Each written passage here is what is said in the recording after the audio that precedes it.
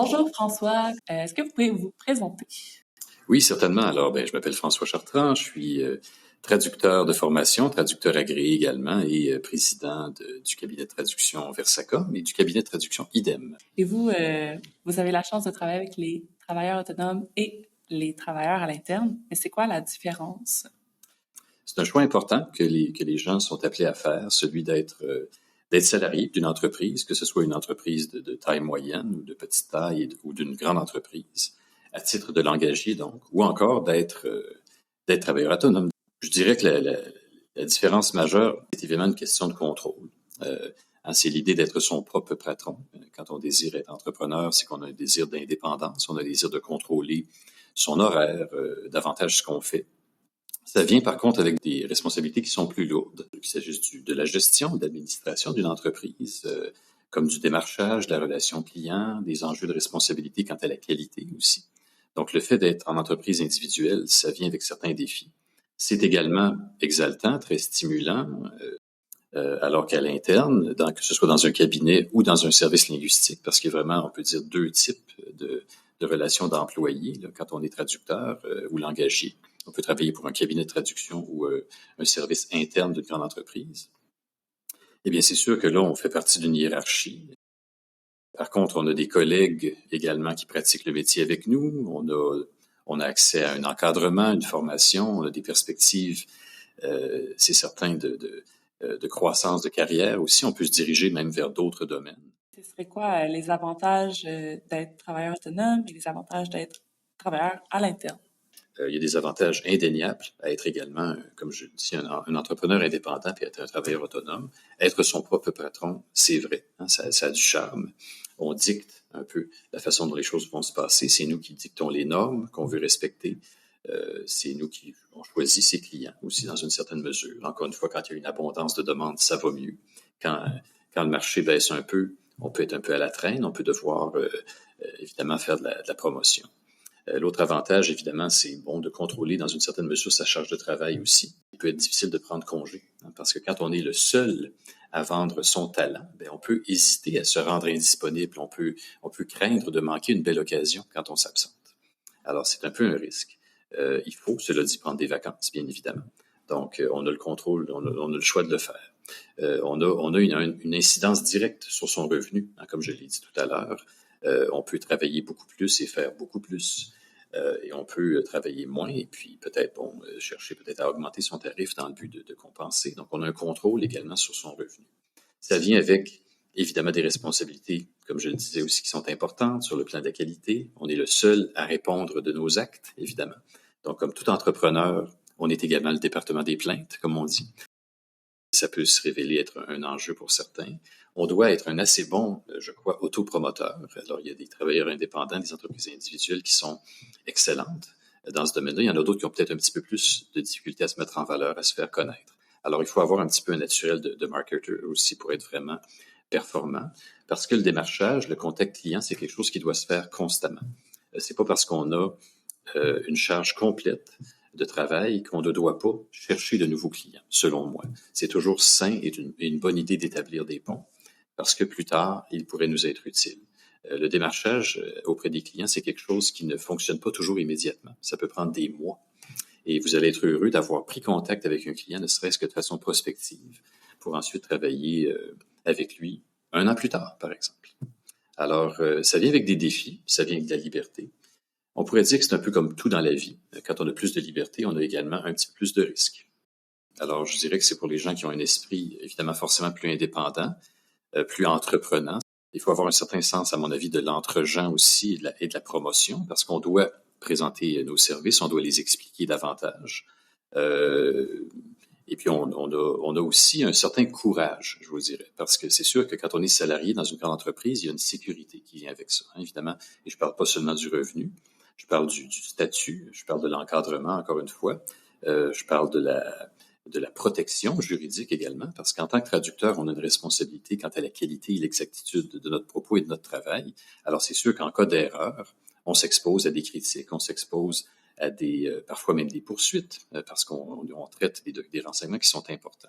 Donc, c'est sûr que l'entrepreneur d'emblée doit avoir une personnalité qui est plus indépendante Et donc, oui, l'avantage, ce sera peut-être une pluralité de mandats, c'est la possibilité de choisir un petit peu plus ce qu'on a envie de faire. C'est la possibilité, dans certains cas, d'avoir peut-être un revenu plus élevé parce que on va pouvoir accepter peut-être plus de travail ou enfin, selon notre capacité de travail, se rendre extrêmement disponible et donc pouvoir commander une rémunération qui est plus élevée. Ça vient avec, évidemment, un effort supplémentaire, c'est sûr.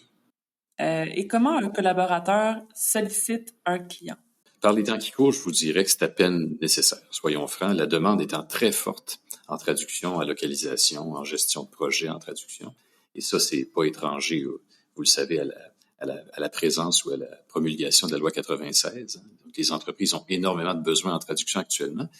Mais normalement, on vient aussi de faire une certaine sollicitation. Alors, pour les professionnels, moi, je recommande de, évidemment, s'afficher sur les réseaux professionnels, notamment LinkedIn, mais également ceux d'associations professionnelles. La présence d'un site web, la création d'un site web pour une entreprise individuelle en traduction, est-ce que c'est nécessaire? Assez peu de collaborateurs le font. Bon, quand on veut peut-être travailler à plus grande échelle, ça va finir par être nécessaire. Quand on veut s'associer avec d'autres, entre autres, il sera pertinent d'avoir une société avec un site web. Mais sinon, vraiment, c'est de faire partie des associations et de s'afficher sur les réseaux comme étant donc une ressource compétente, puis en décrivant évidemment les services qu'on offre. Et il y a beaucoup évidemment de bouche à oreille. Les clients satisfaits vont vous recommander à d'autres sociétés. Quand ils vont quitter peut-être l'emploi de l'entreprise pour laquelle ils travaillent, ils vont vous rappeler. Alors, c'est un peu comme ça que ça se fait pour les collaborateurs, les travailleurs autonomes, à mon avis.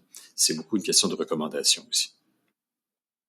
Et qu'est-ce qu'un cabinet recherche chez un collaborateur? On recherche, bien sûr, la disponibilité. Par les temps qui courent, c'est, je vous dirais, presque pas loin d'être la qualité principale. On cherche quelqu'un, évidemment, qui a les compétences pour faire le travail, qui a, évidemment, la plupart du temps, un diplôme en traduction reconnu. Je dis la plupart du temps parce qu'il y a des traducteurs très compétents qui sont des professionnels avec une formation autre que la traduction et qui sont devenus d'excellents langagiers et traducteurs.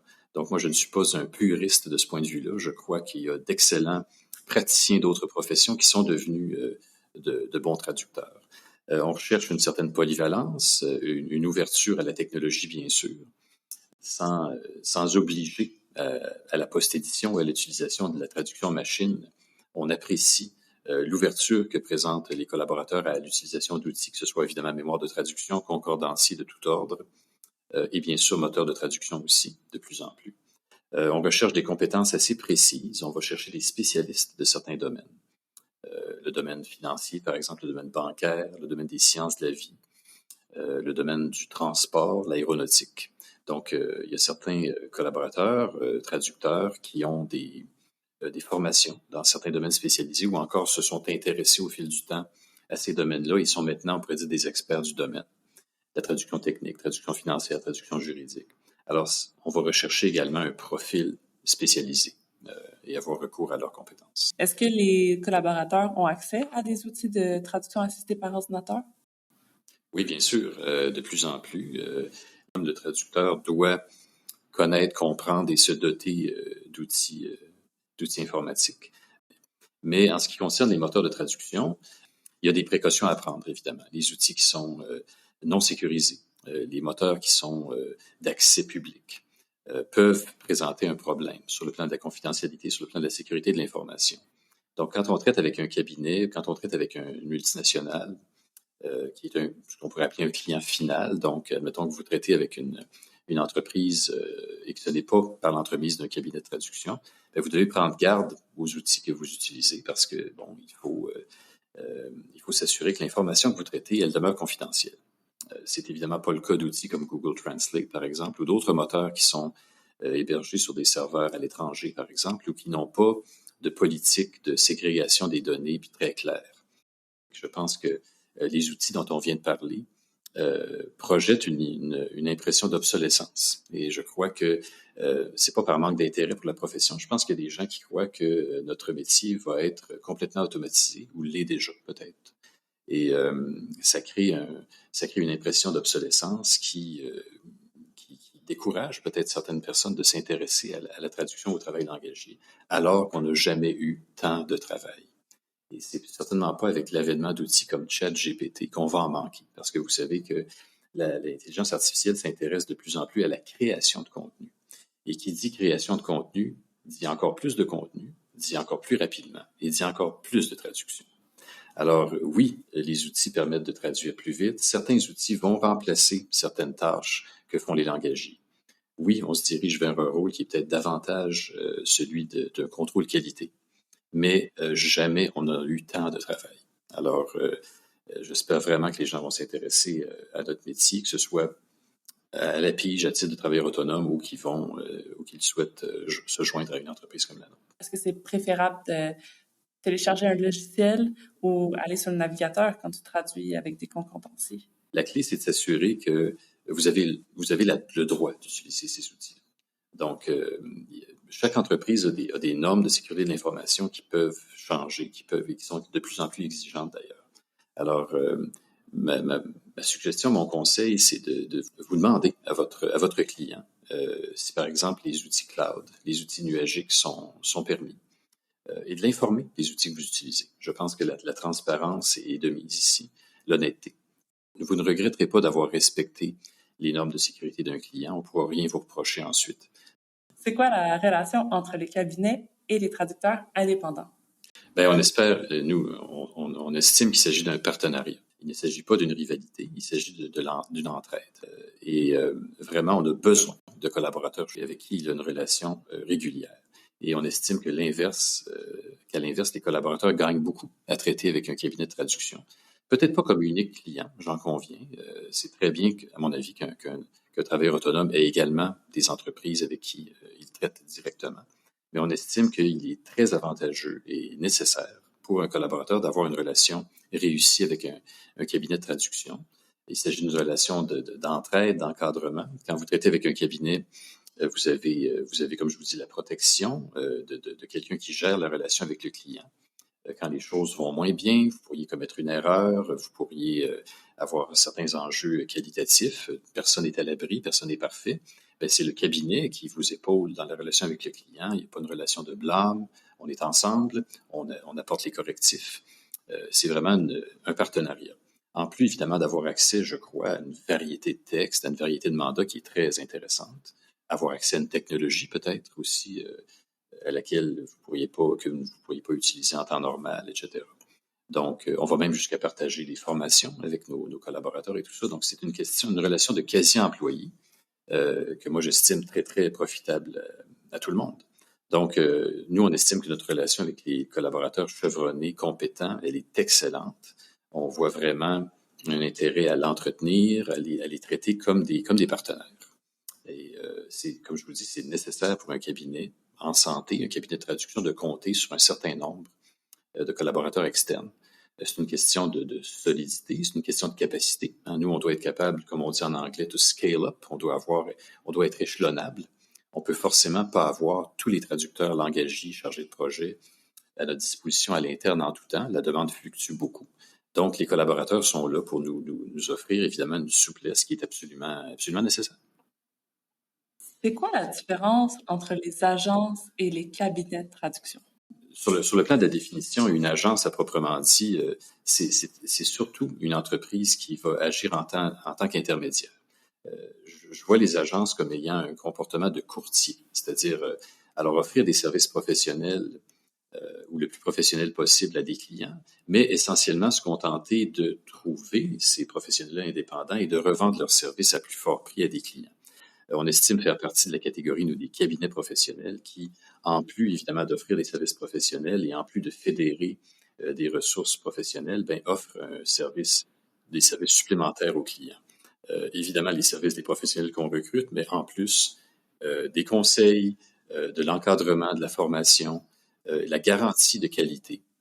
Donc, un réel sérieux derrière la pratique la pratique professionnelle. Un soutien aux organismes de formation, une participation active aux associations, etc. Donc, c'est pour ça que je prêche pour cette paroisse-là, c'est-à-dire que j'estime qu'il y a une différence importante à faire entre une agence qui va se comporter davantage comme un courtier et qui va vraiment chercher, en fait, soyons francs, à faire un profit au moyen donc du recours à des traducteurs indépendants, par exemple, versus un cabinet qui, lui, va investir dans une équipe interne compétente et va vraiment agir à titre de partenaire avec des collaborateurs externes. Puis il y a une question de tarif aussi derrière tout ça. Mais justement, en parlant de tarifs, est-ce que les tarifs sont pareils? Les tarifs ne sont pas les mêmes. Il va y avoir une fluctuation. Évidemment qu'un cabinet de traduction va offrir généralement un peu moins, en effet, en honoraire à un travailleur autonome que le ferait un client direct. La raison pour ça est évidente.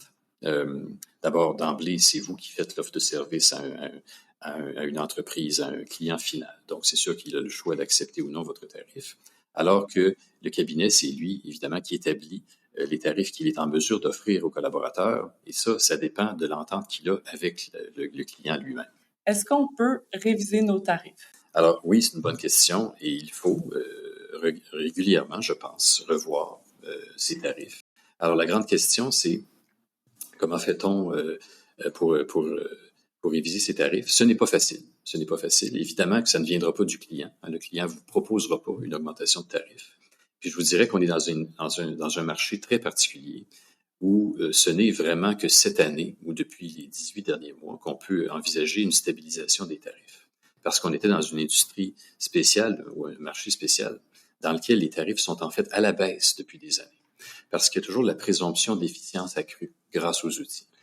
Maintenant, avec l'abondance de demandes, avec le fait qu'il y a une relative pénurie également de main-d'œuvre et de compétences, on est en mesure de cesser cette baisse-là des tarifs et même de les hausser un peu. Alors, grand bien nous en fasse.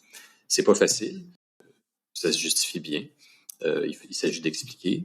Il y a des facteurs économiques qui peuvent être cités, mais aussi simplement le coût des ressources, le coût des abonnements, par exemple, aux différents services.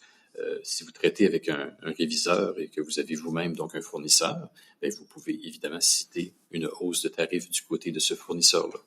Et actuellement, ben, je vous dirais que c'est comme n'importe quel secteur de l'économie. Il faut avoir les bons arguments. Il faut bien sûr offrir un service qui en vaut la peine. Et est-ce que c'est tous les cabinets qui offrent les mêmes services et ont toutes les mêmes combinaisons de langue? Non, ce n'est pas tous les cabinets qui offrent les mêmes services, qui offrent les mêmes combinaisons de langues. Mais c'est sûr que le bilinguisme institutionnel, les lois protégeant les langues officielles, les attentes du public, les attentes des médias, font que la traduction professionnelle est mieux rémunérée au Canada. De plus en plus, évidemment, on doit aller dans le multilingue. La différence aussi se situe dans la façon dont on fait le travail.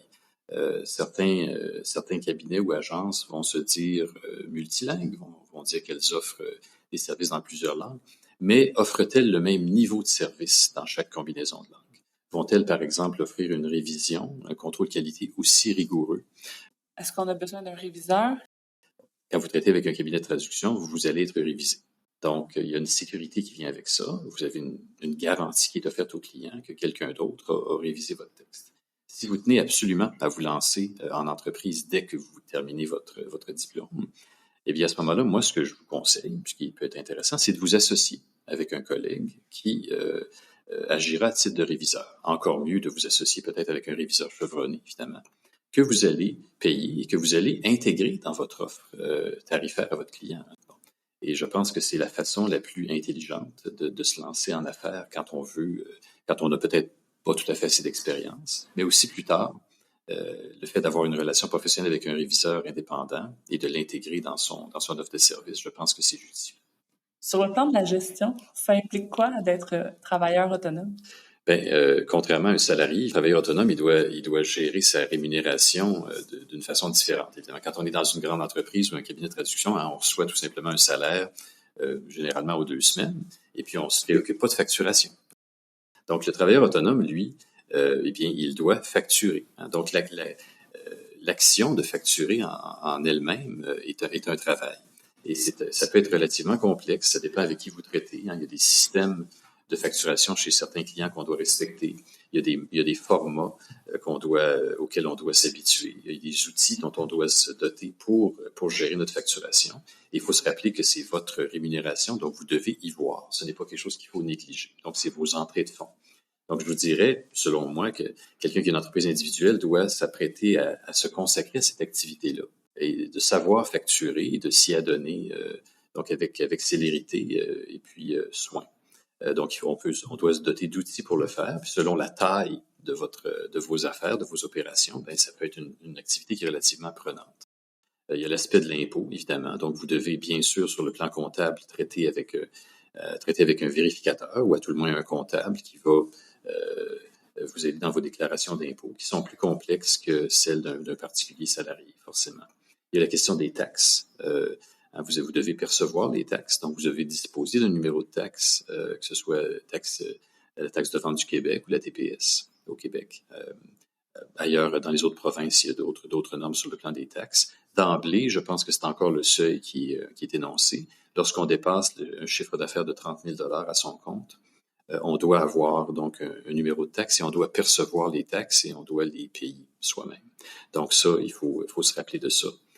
La gestion des taxes. Et ça vient avec des démarches administratives qui sont, je crois, trimestrielles, voire même mensuelles dans certains cas. C'est des choses qui sont à considérer, ça prend du temps. Et ça vous enlève du temps professionnel, ça vous enlève du temps facturable. Hein? Donc, c'est quelque chose qui doit être optimisé. Il existe d'excellents outils. Mon conseil, c'est de vous tenir près des associations professionnelles et de consulter des gens qui le font. Et de consulter parce qu'il y a des gens bien établis en entreprise individuelle qui peuvent vous donner d'excellents conseils sur la façon de gérer ces choses-là.